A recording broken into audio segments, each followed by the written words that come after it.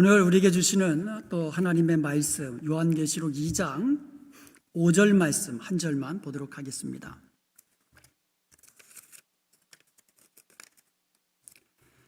요한계시록 2장 5절 우리 함께 봉독합니다.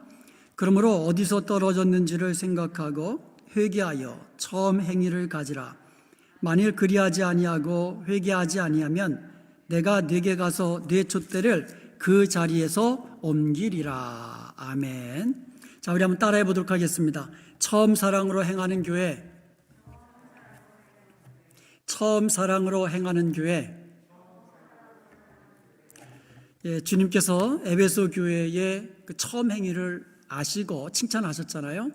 그런데 시간이 갈수록 에베소 교회에서 그 처음 사랑과 그 처음 행위를 점점 잃어버리기 시작하는 거예요. 그래서 주님께서 에베소 교회에게 처음 행위가 어디서 떨어졌는지 잘 생각해보고 또 회개하고 다시금 처음 사랑으로 처음 행위를 가지라고 그렇게 권면하시는 그와 같은 내용입니다. 우리가 처음 주님 예수님 믿었을 때의 그 감격, 온 세상이 내 것 같았잖아요. 성령 충만했을 때 꽃들도 노래하고 새들도 노래하고 만나는 사람마다 전도하고 싶고, 여러분 그런 경험 여러분도 있으셨을 거예요. 저도 청년 때 정말 성령 충만 받고 나서 온 세상이 달라 보였던 그런 경험 가지고 있습니다. 그와 같은 처음 이 사랑과 그 처음 열정과 그 처음 행위, 이것이 시간이 지나갈수록 점점 퇴색되지는 것이 아니라 점점점 하나님 앞에 더 뚜렷하게 드러나야 될 줄로 믿습니다. 그래서 이번 세미나를 통해서 우리가 신앙생활의 아주 기본적인 것들을 한번 다시 돌아보면서 새로운 것 기본에 충실하는 사람이 그 좋은 성도고 또 굿 크리스천이고, 그럴 때에 행복한 신앙생활, 교회생활 해 나갈 수 있는 겁니다. 그래서 가장 기본적인 어떤 생활들, 교회생활, 신앙생활에 대해서 살펴보기를 원합니다.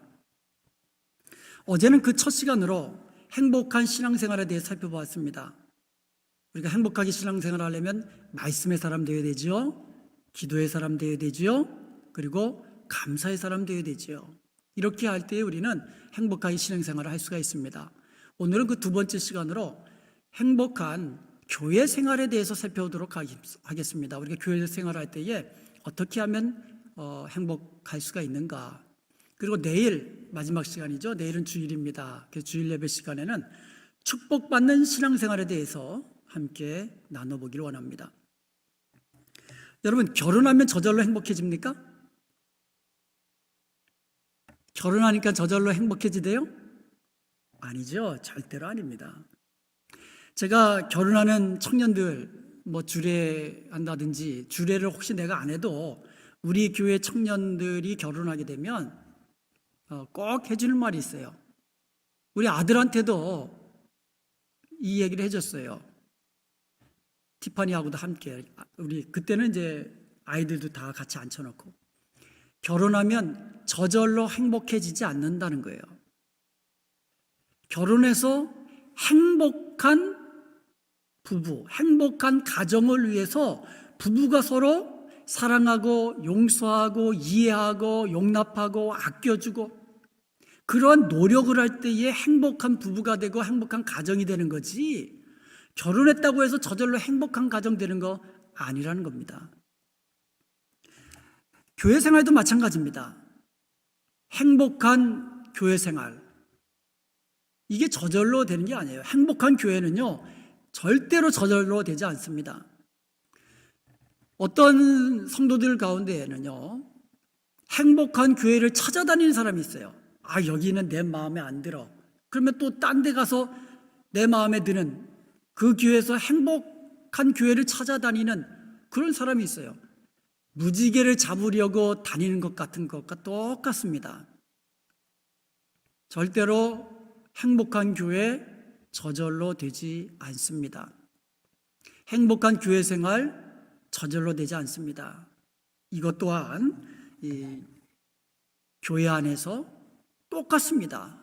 사랑하고 용서하고 용납하고 하나님 앞에 예배생활, 봉사생활, 친교생활 이런 것들이 정말 올바르게 서로 정말 아껴주고 감싸주고 이런 관계 속에서 행복한 교회가 되고 그런 행복한 교회에서 신앙생활하는 나도 또 모든 성도들도 행복한 성도가 되는 것을 믿으시기 바랍니다.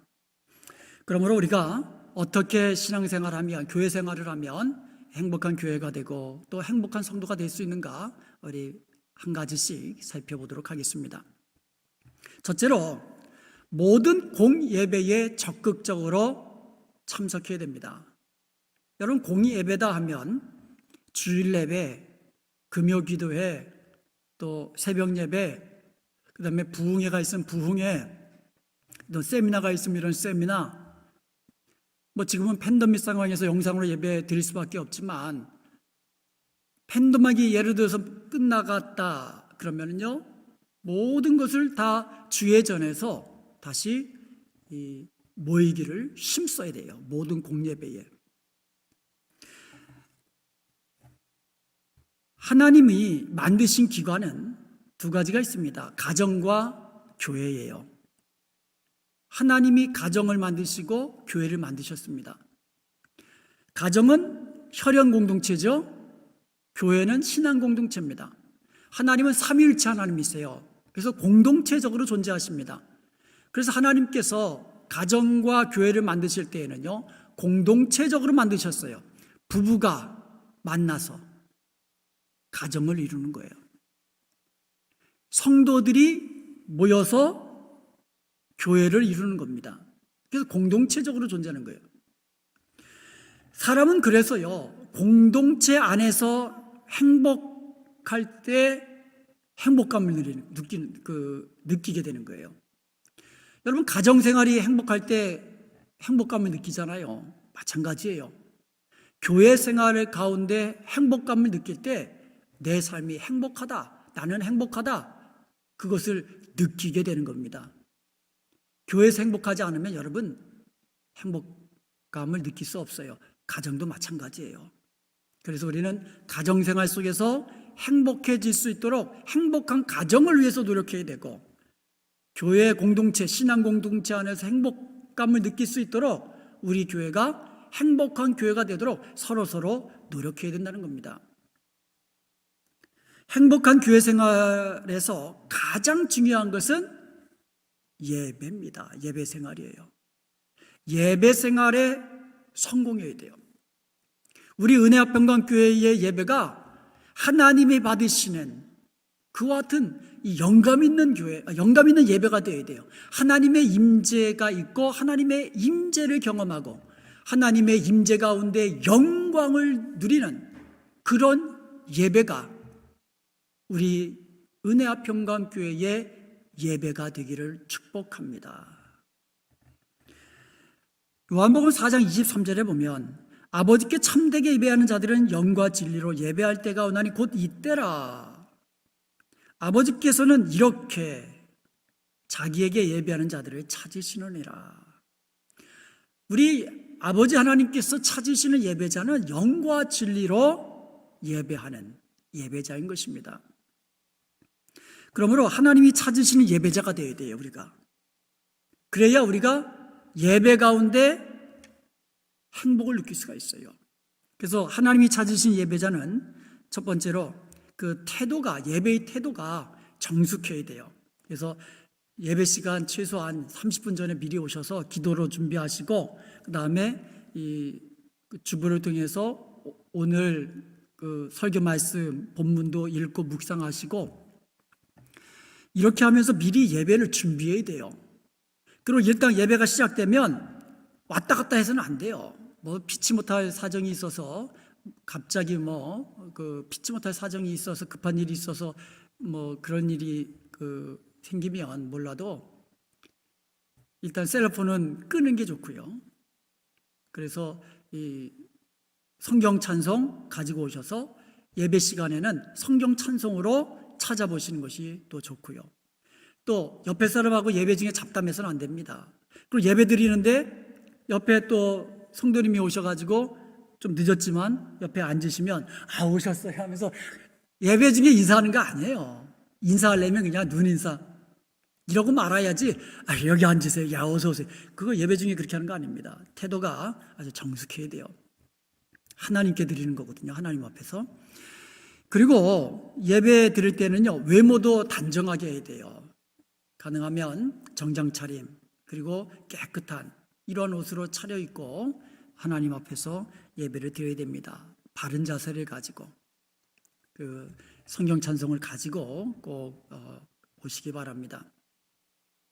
그리고 예배자는 언제나 설교자를 바라보아야 돼요. 설교자를 바라보고 그리고 그 설교 말씀에 귀를 기울여야 돼요. 밑에 보고 옆에 보고 그런 건 별로 이 예배자 하나님이 기뻐하시는 예배자로서 그런 좋은 모습은 아닙니다. 항상 바르게 앉아서 이 앞에를 바라보고 설교 말씀 경청해야 되는 것입니다. 그리고 예배자는요 늦게 참석하는 일 없어야 되고요. 적어도 5분 전에는 오셔서 앉아서 준비하시고요. 그리고 축도가 끝나기 전에 후다닥 그냥 뭐 도망치듯이 가는 거 그런 것도 삼가야 됩니다. 예배 끝날 때까지 다 성경이 끝날 때까지 그렇게 앉아서 예배가 마쳐질 때까지 자리에 있어야 되는 거예요. 그리고 예배자는요 모든 공적 예배 아까도 말씀드렸지만 참석해야 되고요. 그리고 예배할 때에 찬송할 때 있잖아요. 찬송할 때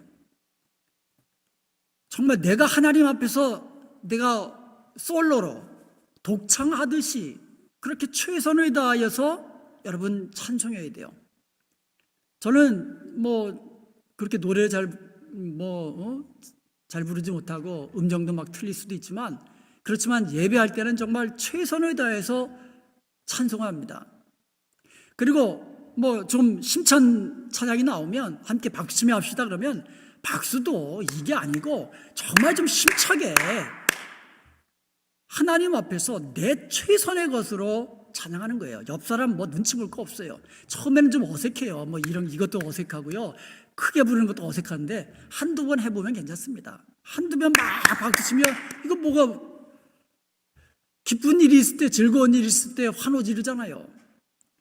마찬가지예요. 우리가 하나님 앞에서 찬송할 때 기쁘게 춤추며 찬양하라고 그랬는데 속옷치며 일어나서 춤은 못 추더라도 우리가 심차게 박수치면서 우리 목소리로 최고의 악기는 우리 목소리 아닙니까? 최고의 목소리로 하나님 앞에 그렇게 찬양하는 것이 중요합니다.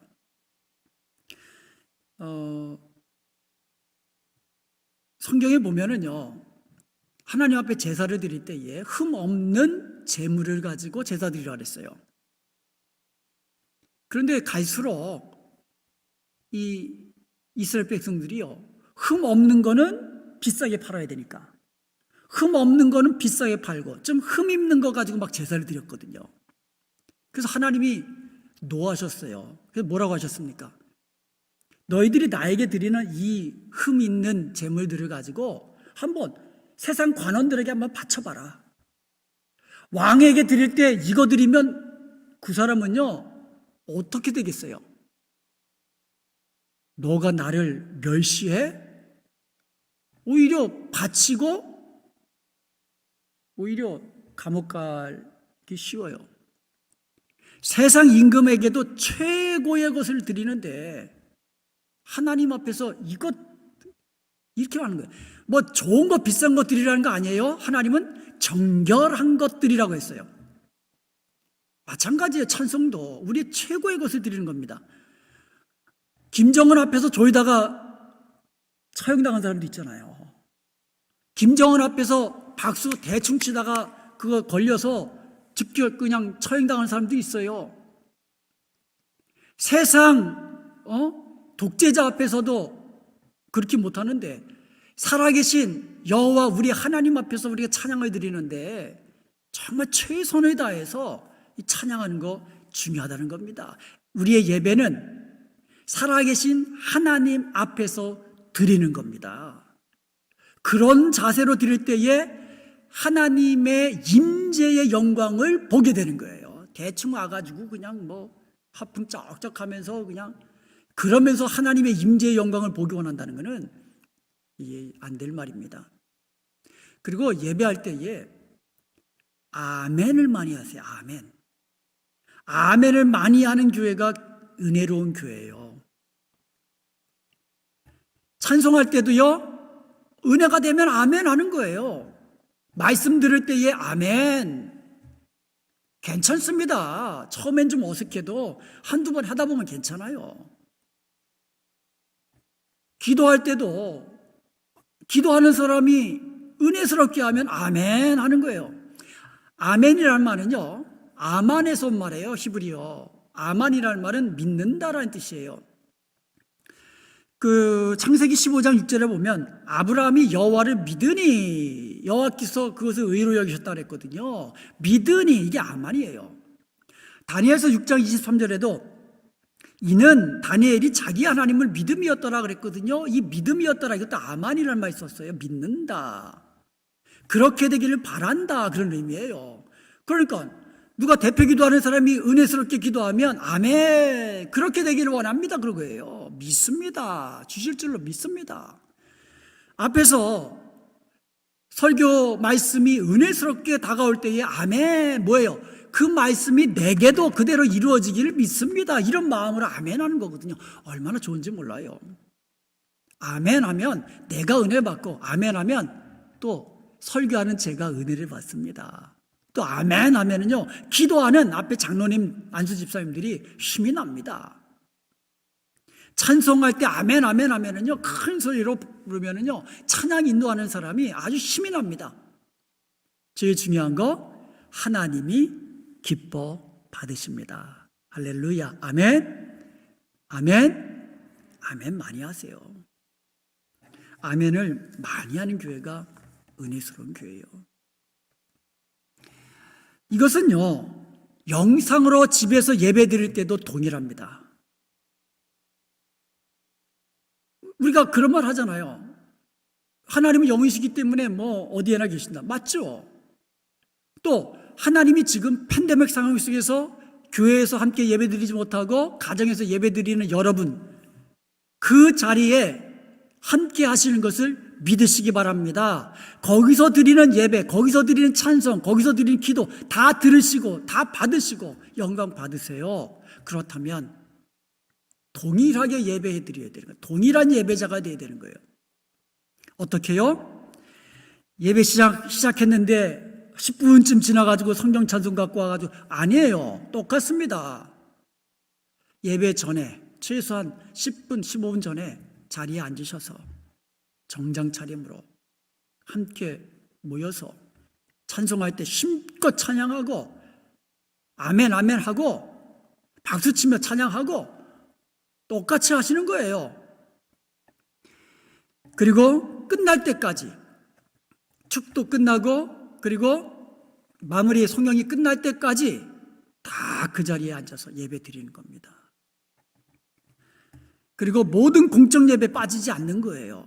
집에서 영상 예배 드린다고 해서 주일 예배만 드린다 아니에요. 금요 기도회도 드리고 재직 이런 그 만약에 재직 무슨 공부가 있다 그러면 거기도 참석하고 그리고 이렇게 세미나 하는 것도 참석하고 모든 공예배에 하나님이 기뻐 받으시는 예배자가 될 수 있기를, 그래서 행복한 교회를 만들고 그 가운데 행복한 성도가 되기를 주님의 이름으로 축복합니다. 이렇게 우리가 노력해야 돼요. 자, 또 우리가 하나님 앞에서 교회 생활 행복하게 할 때 두 번째로 우리가 살펴볼 말씀은 그거 하기 전에요. 우리가 예배 때 설교 말씀 들으면 그 설교 말씀 들을 때에 그것을 은혜로 듣기 위해서는 우리가 그것도 준비를 해야 돼요. 그래서 깨달은 마음으로 우리가 준비를 해야 되고요. 또 성령님께 기도하면서 성령께서 말씀하여 주옵소서, 깨달을 수 있도록 도와주옵소서, 이렇게 성령님을 의지하면서 말씀을 들어야 되고요. 그리고 말씀을 마음에 두고 실천을 해야 돼. 실천하려고 그런 마음을 가지고 들어야 되는 거예요. 들을 때부터, 설교 말씀을 들을 때부터 아멘으로 받고 마음에 두고 실천하려는 마음으로 말씀을 받는 거예요.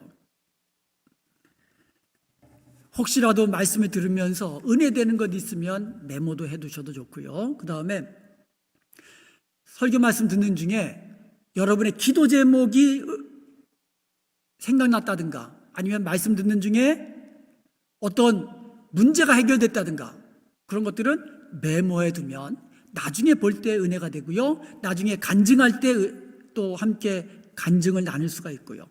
그래서 그런 것들도 많이 도움이 되는 겁니다. 이렇게 우리가 제일 먼저 예배 생활에 성공해야 되고요. 두 번째로 각종 모임에 또 잘 참석해야 됩니다. 여기서 각종 모임이라고 하면 구역 모임, 전도회 모임, 소그룹 모임, 각 기관 모임, 성경 공부 모임, 기도 모임, 봉사 모임 이런 각종 모임에 적극적으로 참석을 해야 됩니다. 여러분 사람은요 자주 만나고 자주 볼수록 관계가 좋아지는 거예요. 여러분 행복은 관계 속에서 누리는 겁니다. 그래서 교회 안에서 성도님들과 이런 모임에 잘 참석해서 좋은 관계, 아름다운 관계를 유지할 때에, 친밀한 관계를 유지할 때에 우리의 교회 생활이 행복해지는 겁니다.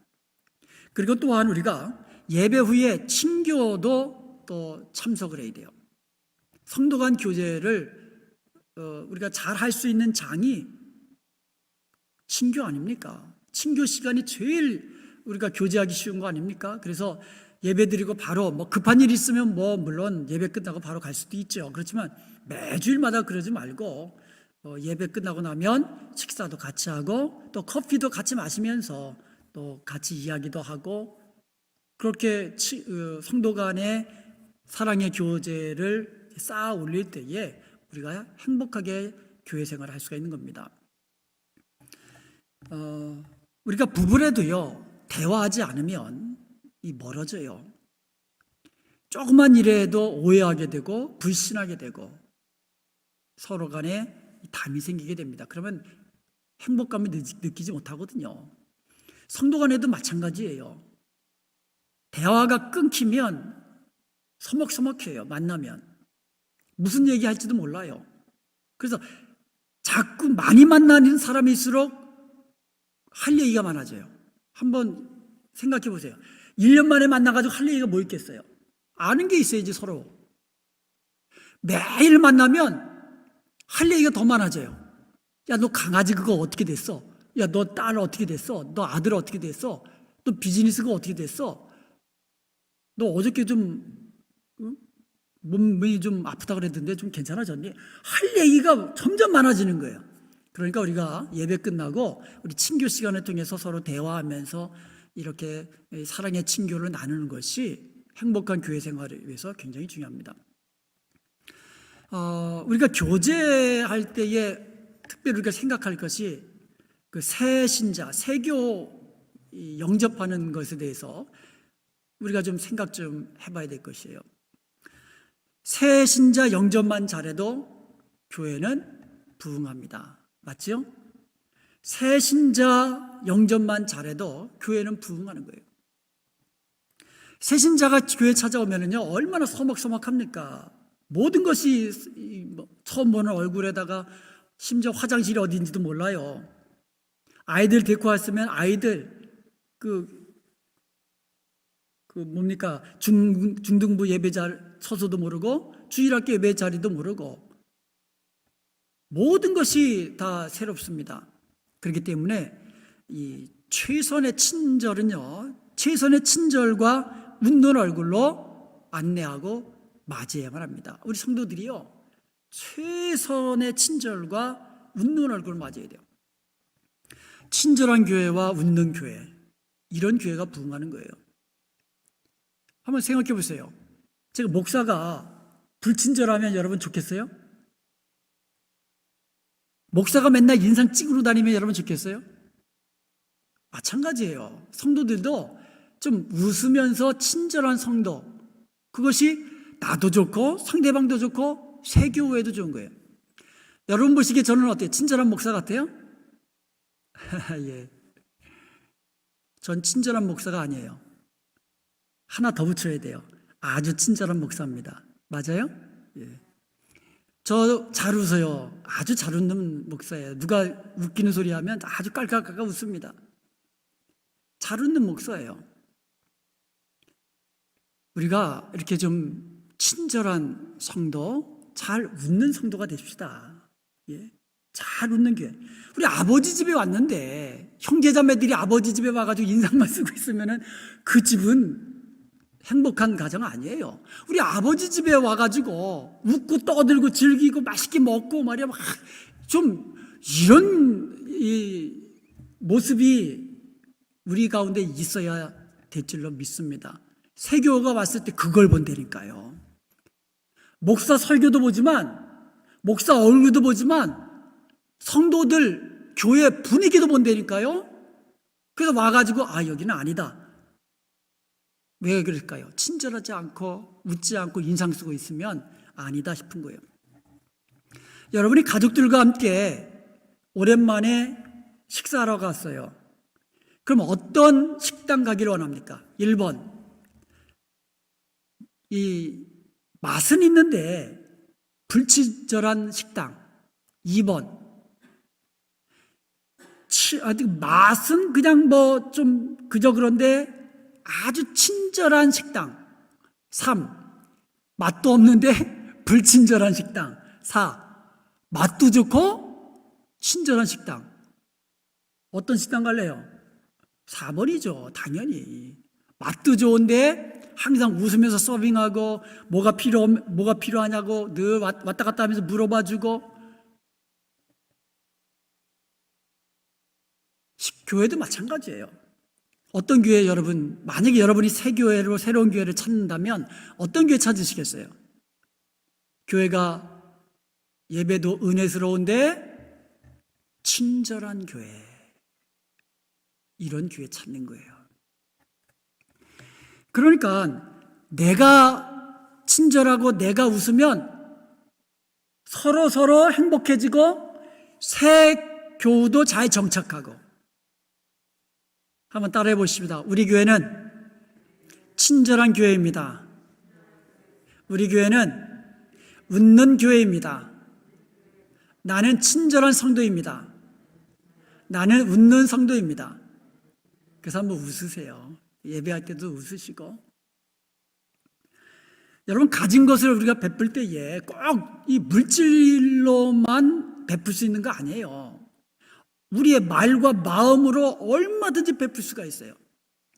항상 얼굴에 화색을 띠는 거, 이것도요 우리가 베풀 수 있는 거. 어떻게 물질보다도 더 좋은 거예요. 얼굴에 화색을 띠고, 그리고 말에 친절을 담는 거예요. 친절하게. 저기 있어? 그것보다도 저기 있습니다. 제가 갖다 드리겠습니다. 얼마나 좋아요. 따뜻한 마음으로 남을 대하는 거, 따뜻하게 좀 대해주세요. 그냥 찬바람이 쌩쌩 느낀다 그러잖아요. 사람들은 영적으로 지음받아가지고 영이 있어가지고요, 그냥 지나가도 따뜻한 마음으로 지나가면 따뜻해지고 쌩쌩거리는 마음으로 지나가면 쌀쌀해지잖아요. 그러니까 우리가 따뜻한 마음을 가지는 것도 이게 행복한 교회를 만드는 아주 중요한 거예요. 그리고요, 눈의 호의를 가지고 바라보는 거예요. 이렇게 좀 눈빛도 사랑의 눈빛으로. 여러분, 우리 메시지가요, 내가 말로 하는 거하고 내 눈빛으로 하는 거하고, 사람들은 뭘 진짜로 알아봐요? 눈빛으로 한번 볼까요? 내가 너 좋아하는 거 알지? 하면서 눈빛은 아니라면 그건 아닌 거예요. 알아요, 사람들이. 농담해도 야, 나 너 안 좋아해. 이게 농담하면서 눈빛은 사랑으로 따뜻하게 담긴 눈빛으로 바라보면 다 안 되니까요. 그래서 우리가 눈에 웃는 눈빛으로 좀 바라보면서, 그리고 물으면 좀 친절히 대답해 주고요.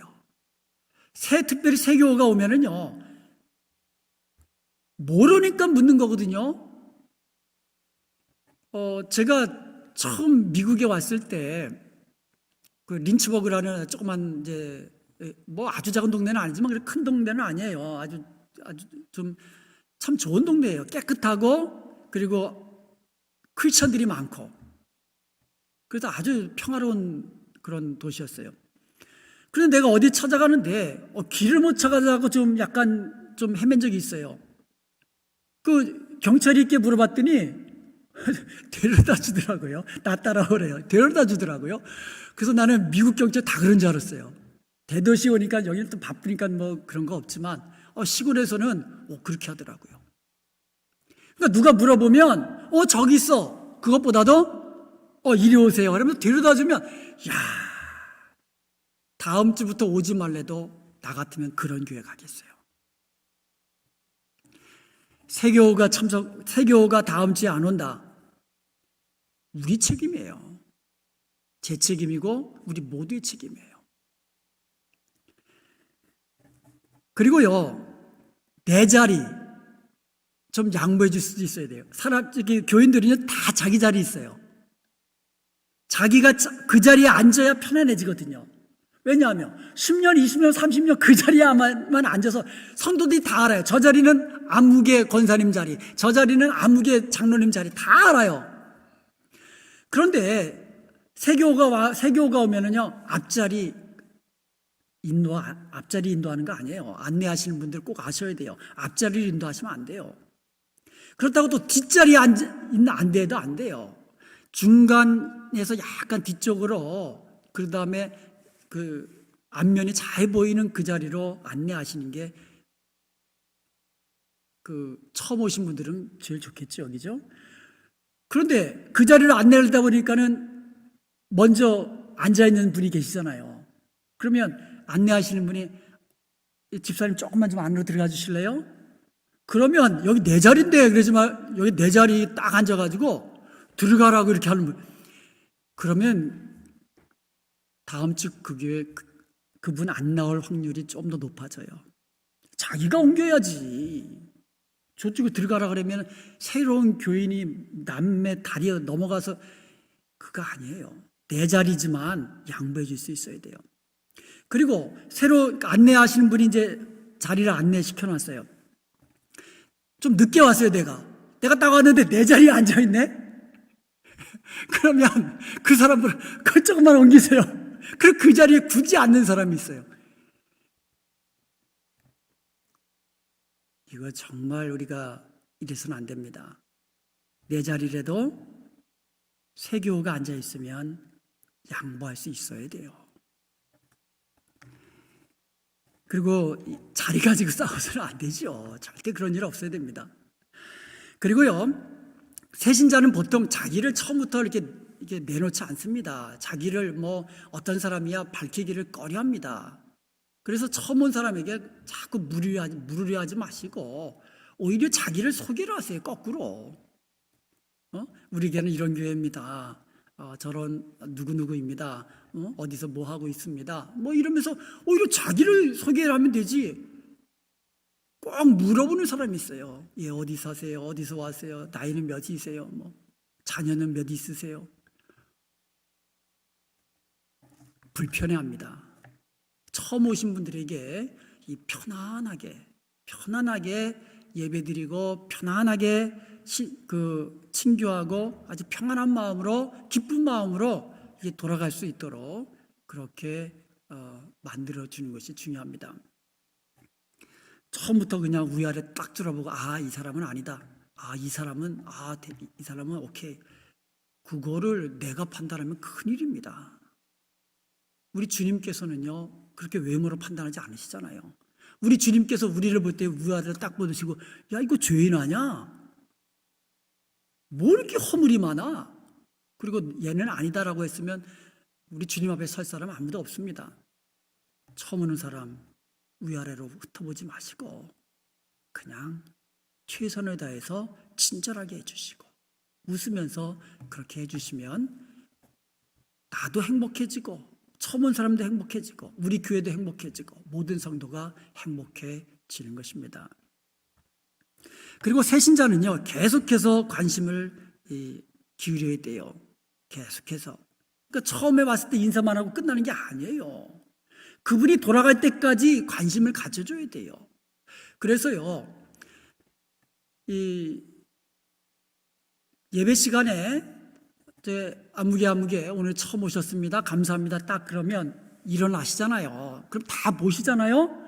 그러면 딱 보시고 나면 그분의 성별이 나오고 그분의 연령대가 벌써 나오잖아요. 그러면 축도가 딱 끝나면 그 연령대에 해당하는 전도의 임원들이 빨리 나가가지고 내 옆에 저기 딱 서가지고 인사라는 얘기를 그분 나올 때 딴 분하고 인사란 말이 아니고 그분이 나올 때에 친교 안내하고 제가 하면 좋겠지만 저는 인사하잖아요. 그러니까 친교할 자리에 안내하고 그 자리에 앉아서 또 서빙 해드리고 끝나고 나면 커피 타드리고 끝날 때까지 관심을 그려줘야 돼요. 끝날 때까지. 그리고 계속해서 언제까지? 정착할 때까지. 어떤 사람은요, 우리 교회에 제가 오고 나서 제일 정말 오자마자 등록하신 분이 있어요. 우리 허혜원 집사님. 그분은 그냥 오자마자 그냥 바로 그냥 등록해 버리셨어요. 또 어떤 분은요, 6개월 있다가 등록하시는 분이 있고, 어떤 분은 1년 다니다가 등록도 안 하고 가신 분이 있고, 사람마다 다 틀려요. 그러니까 등록하고 정착 잘하고 전도회 모임, 구역 예배 다 이렇게 참석할 그 정도 때까지는 계속해서 사랑을 가지고 관심을 가지고 보살펴 주셔야만 합니다. 누가요? 우리 모두 다. 특별히 아까도 말씀드렸지만 이 새신자 담당하는 분들, 교육자들도 포함해서, 그리고 같은 전도회, 특별히 남자면 남자, 여자면 여자, 이런 분들이 딱 붙어가지고 정착할 때까지 그 사랑으로 돌봐 주시면 새신자가 잘 정착하고 우리 교회는 정말 행복하게 부흥하는 그런 복된 교회가 될 수 있는 줄로 믿습니다. 그리고요, 네 번째로 친교나 강단꽃, 기타 봉사활동에 적극적으로 동참해 주셔야만 합니다. 그러니까 여러분, 행복한 교회 생활을 하려면요, 봉사활동에도 적극 참여해야 돼요. 여러분, 섬기는 자가 복된 자예요. 섬길 때 행복감을 느끼는 거예요. 여러분, 주는 자보다 받는 자가 더 복되겠어요? 받는 것보다 주는 자가 더 복되겠어요?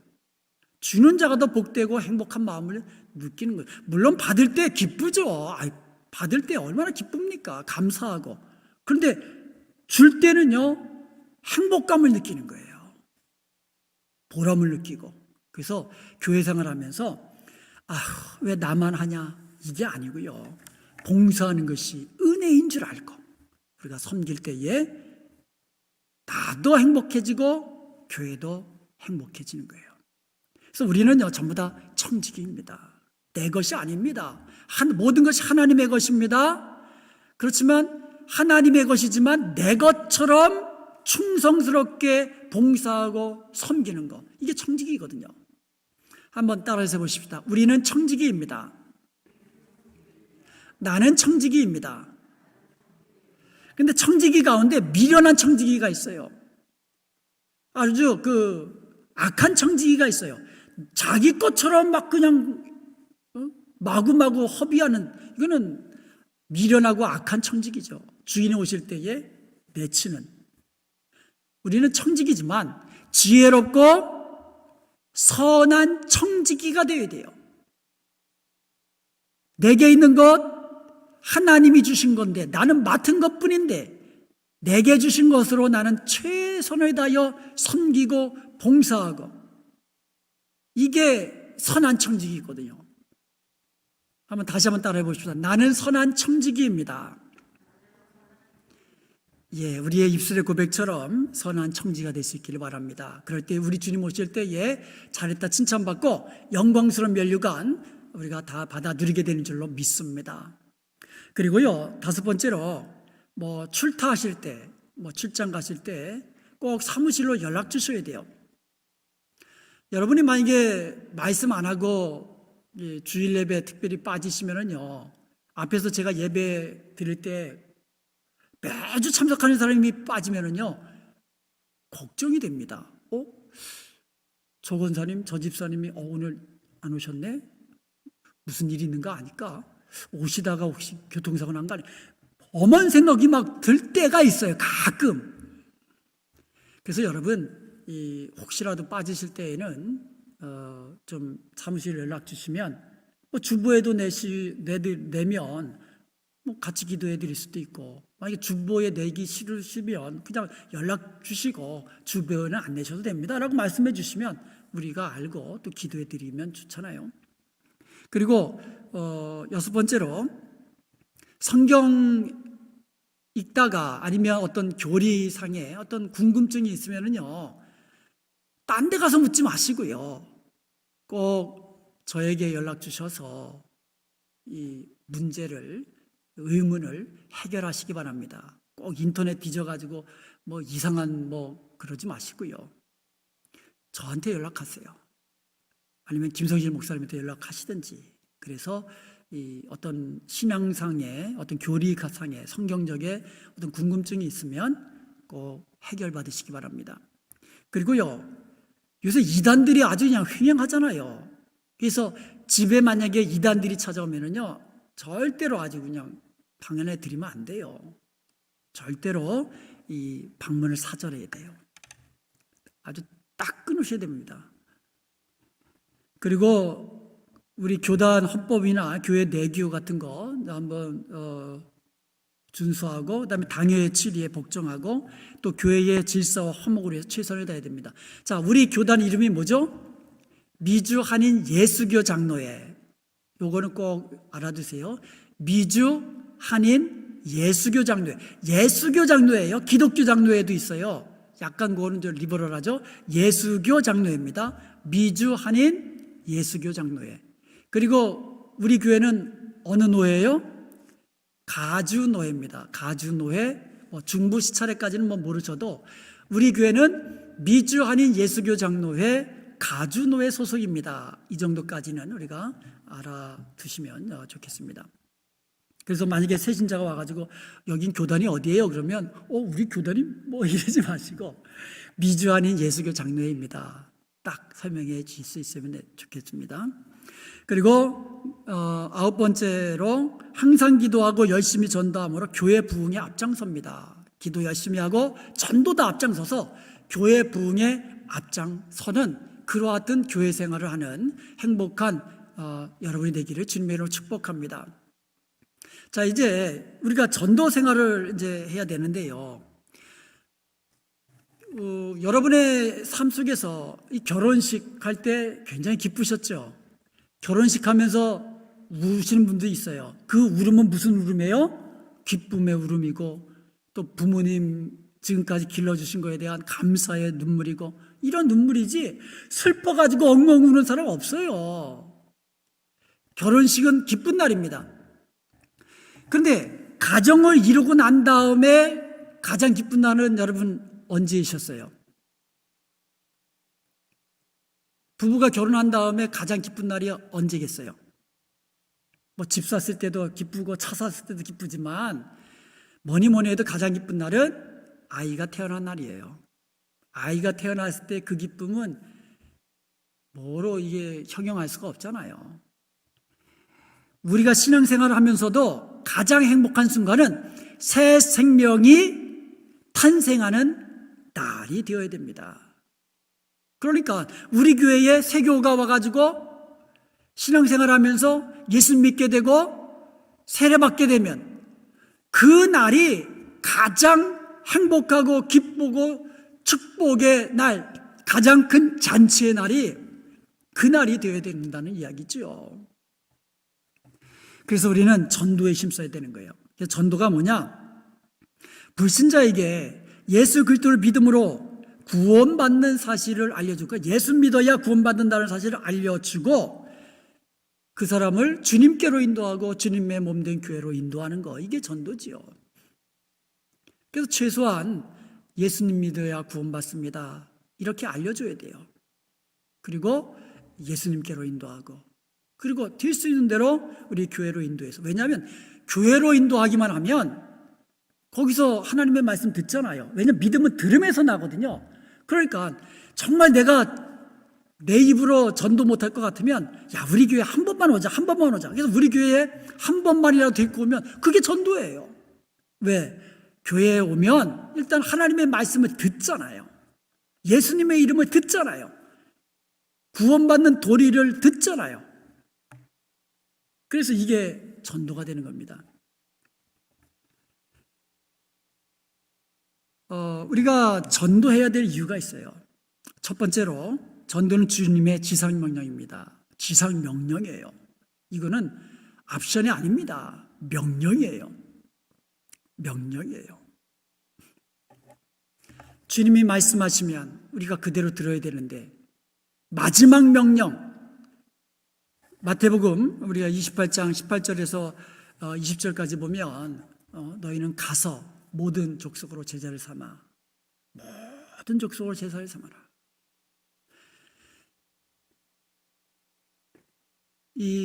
우리가 예수 그리스도의 증인이 되는 거, 오직 성령이 너에게 임하시면 너희가 권능을 받고 예루살렘과 온 유다와 사마리아 땅끝까지 내 증인이 되리라. 이게 주님의 지상명령이거든요. 이건 명령입니다. 그래서 우리는 이 주님의 지상명령인 이 전도를 우리가 받들어 수행해야 되고요. 그 다음에 예수님도 친히 전도의 모범을 보여주셨어요.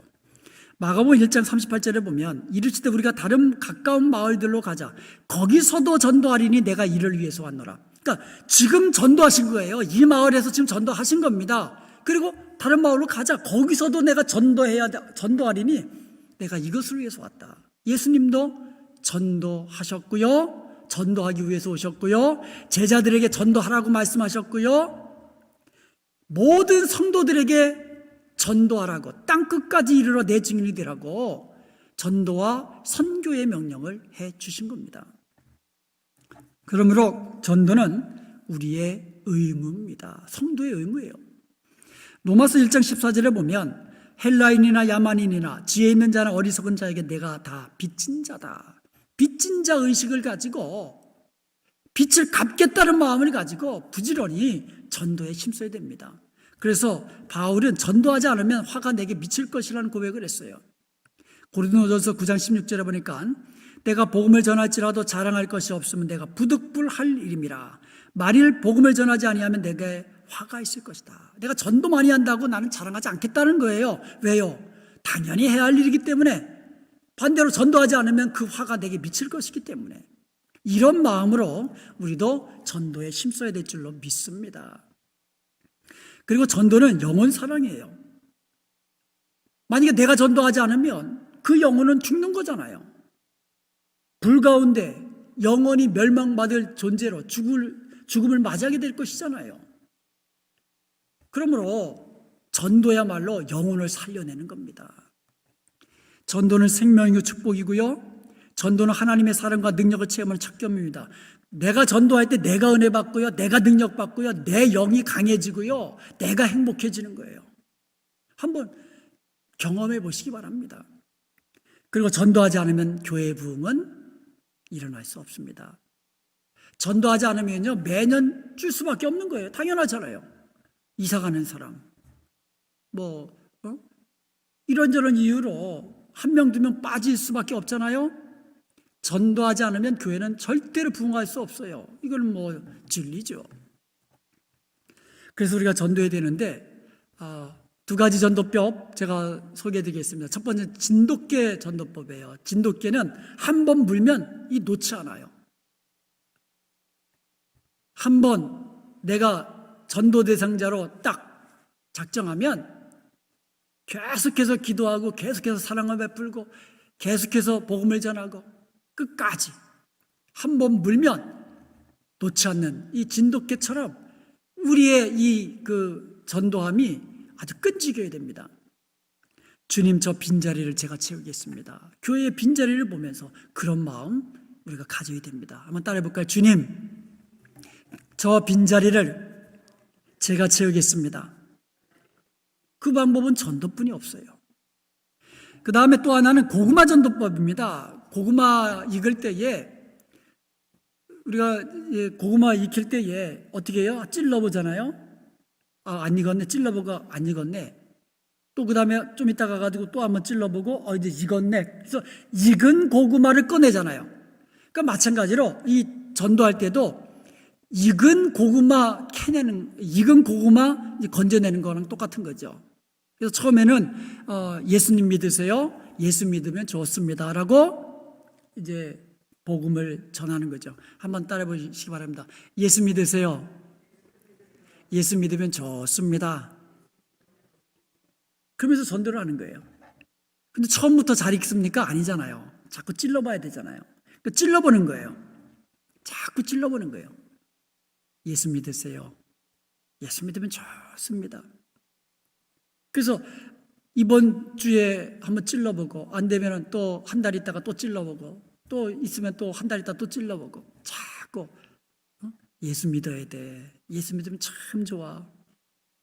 그러면 예수 안 믿는 이유를 이야기할 거 아니에요. 막 교회가 뭐 이렇게 막 그럼 다 들어주고 반박하지 마시고 그래도 믿어야 합니다. 이렇게 하면 되는 거예요.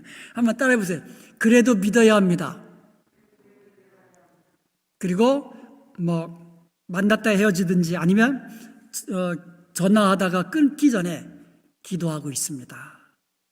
이 네 말을 계속 들려주는 거예요. 한번 따라해 보세요. 예수 믿으세요. 예수 믿으면 참 좋습니다. 뭐라고 하면 그래도 믿어야만 합니다. 기도하고 있습니다. 기도하고 있습니다. 참 무서운 말이에요. 기도하고 있습니다. 기도하고 있습니다. 그러면 성령께서 그 영혼을 두들기셔서 어느 순간 그 음성이 들리는 거예요. 예수라는 이름 기도하고 있습니다.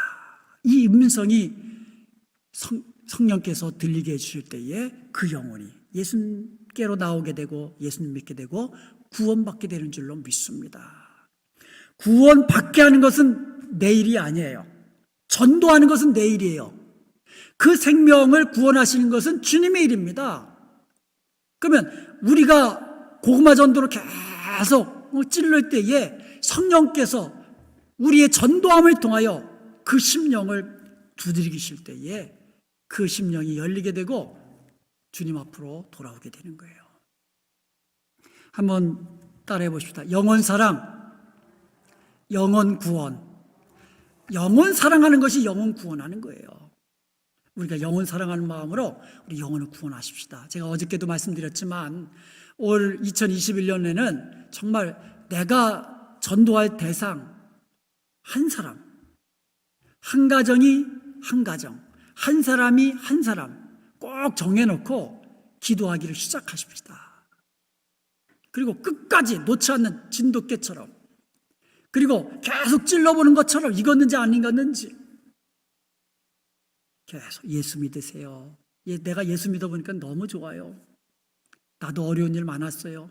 예수님 믿고 이렇게 됐어요. 그래도 믿으셔야만 합니다. 기도하고 있습니다. 기도할게요. 당신 가정을 위해서 기도할게요. 당신 비즈니스 기도할게요. 당신 자녀를 위해서 기도하고 있습니다. 기도 안 되는데 싫어할 사람 아무도 없습니다. 제가요 한국에 있을 때에 전도 폭발 지도자 훈련을 새순교회에서 이수했습니다. 그런데 그 새순교회의 그 담임 목사님, 지금은 이제 돌아가셨지만 그 당시 이제 그 담임 목사님이 이제 윤남중 목사님이셨어요. 지금 고인이 되셨지만 이분이 아주 전도 폭발에 대해서 아주 열정을 가지고 그 세미나를 이제 개최하시고 이제 그랬던 목사님인데 그분이 이런 말씀을 이제 하셨어요. 예수 믿는 사람은 예수처럼 생각하고 예수처럼 말하고 예수처럼 행동한다. 예수 믿는 사람은 예수처럼 생각하고 예수처럼 말하고 예수처럼 행동한다. 그러니까 우리가 말로만 예수 믿는다 이게 아니고요. 예수님처럼 생각하고 예수처럼 말하고 예수님처럼 행동할 때에 내가 예수님 닮은 사람이 되고, 그러면 나는 행복하게 신앙생활 할 수가 있고, 또 행복하게 신앙생활하는 우리 성도들이 모여서 행복한 교회를 이루게 되는 겁니다. 우리 예수님처럼 말하고, 예수님처럼 생각하고, 예수님처럼 행동하십시다. 마지막으로 이 목회자를 위해서 여러분 할 수 있는 일이 있어요. 그것은 목회자와 협력하는 겁니다. 사도 바울이 어떤 사람입니까? 사도 바울은요, 참 대단한 사람이에요. 예수님 믿고 나서 이 성령 충만하고 그 하나님의 계시를 보고 친히 하나님 나라까지 가서 보고 온 사람이에요. 환상 중에. 대단한 사람이죠. 그러니까 너무 받은 은혜가 커서 자고하지 않도록 하나님께서 육신의 가시를 주셔야만 하실 정도로 정말 엄청난 은혜를 누리는 그런 사람이었어요. 평생 선교와 전도를 위해서 헌신했고요. 또 주님의 능력, 예수님의 이름으로 큰 능력 많이 행했는데요. 어느 정도였냐면 사도행전 19장 12절에 보면 바울의 몸에서 어떤 손수건이나 앞치마 같은 걸 가져다가 병든 사람 위에다가 이렇게 얹으면 그 병이 또 나가게 될 정도로 참 대단한 능력이죠. 혈병 앓는 여인이 예수님 곁에 와가지고 옷자락에도 만지면 병이 낫겠다라는 믿음으로 만졌다가 병 낫잖아요. 바울의 몸에서 그냥 손수건 하나 얻어다가 병든 사람 위에 얹으면 나죠. 이런 능력의 사람, 이런 능력의 사람이 왜 다른 성도들의 기도가 필요했을까? 이 사도 바울도요, 이 바울 서신 곳곳에서 나를 위해서 기도해 주세요라고 곳곳에서 중보 기도를 요청합니다. 아니, 바울 같은 사람이 뭐가 연약한 것이 있어서 기도를 부탁합니까? 그런데 이 세상에는요, 다른 사람들의 기도가 필요 없을 만큼 완벽한 사람 한 사람도 없습니다. 바울조차도 다른 성도들의 기도의 동역이 필요했던 것입니다. 그러므로 여러분은 저와 함께 저를 위해서 기도해 주시는 것이 우리 교회 사역, 행복한 교회 사역을 위해서 협력하는 것이고 동역하는 겁니다. 에베소 6장 18절과 19절에 보니까 한번 이 말씀 함께 보기 바랍니다. 성도들에게 바울이 이렇게 이야기합니다. 모든 기도와 간구를 하되 항상 성령 안에서 기도하고 이를 위하여 깨어 구하기를 항상 힘쓰라. 즉 깨어서 성령 안에서 기도하십시오 이렇게 요청하는 거예요. 첫 번째로 기도의 사람 되십시오라고 요청하는 거예요. 두 번째로 여러 성도들을 위하여 구하라 이랬어요.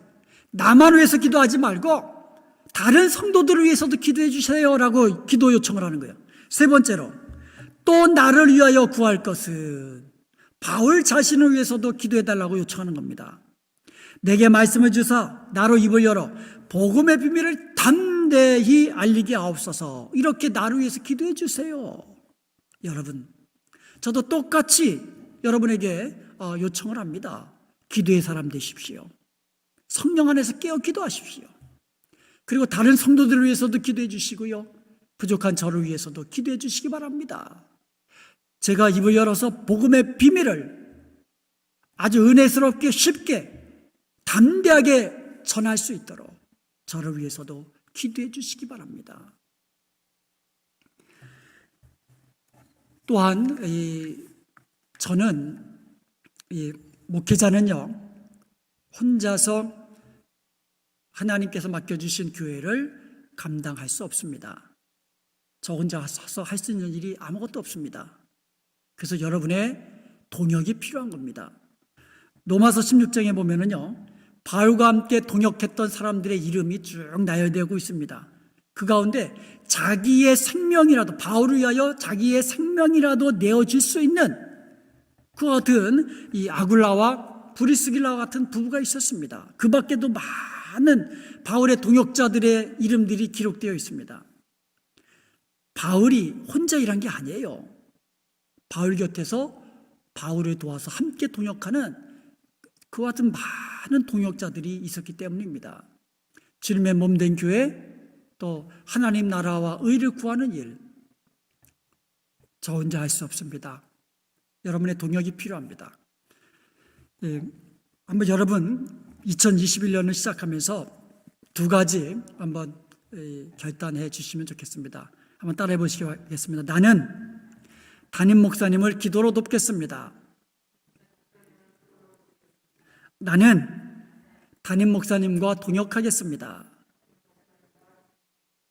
그러면 우리 교회는 행복한 교회가 됩니다. 담임 목사와 함께 서로 사랑하고 신뢰하고 서로 아끼고, 그런 교회는 행복한 교회임이 틀림없습니다. 이 좋은 교회는요, 좋은 교인은 그냥 확 열심히 일하고 이게 아니고 꾸준한 사람이 좋은 교인이에요. 목회자 입장에서 볼 때 꾸준한 사람이 참 좋은 교인이에요. 자기 신날 때는 그냥 물불 가리지 않고 일하다가 조금만 마음에 안 드는 일이 있으면 그냥 교회 나오니 안 나오니 이런 사람 좋은 교인 아니에요. 꾸준한 사람이 좋은 교인이에요. 자기 자리를 끝까지 지키는 사람이 좋은 교인입니다. 여러분 20년, 30년, 40년 신앙생활 하다 보면 교회 안에서 이런 일 저런 일 왜 없겠습니까? 상처받는 일 왜 없겠습니까? 목사님한테 상처받는 일 왜 없겠습니까? 그럼에도 불구하고 내 자리를 지키고 꾸준하게 섬기는 그 성도가 좋은 성도예요. 목사도 마찬가지예요. 내가 기분 좋을 때 그냥 설교 신나게 하고, 내 기분 나쁘다고 막 때리는 설교하고 이런 목사는 좋은 목사 아니에요. 꾸준하게 기도의 자리, 말씀의 자리, 사랑의 자리, 성도 섬기는 자리, 이런 목사가 좋은 목사 아닙니까? 우리 은혜평강교회 좋은 목사, 좋은 성도가 있는 행복한 교회가 되어서 그 교회에서 행복을 느끼는 모든 성도가 될 수 있기를 주님의 이름으로 축복합니다. 아멘.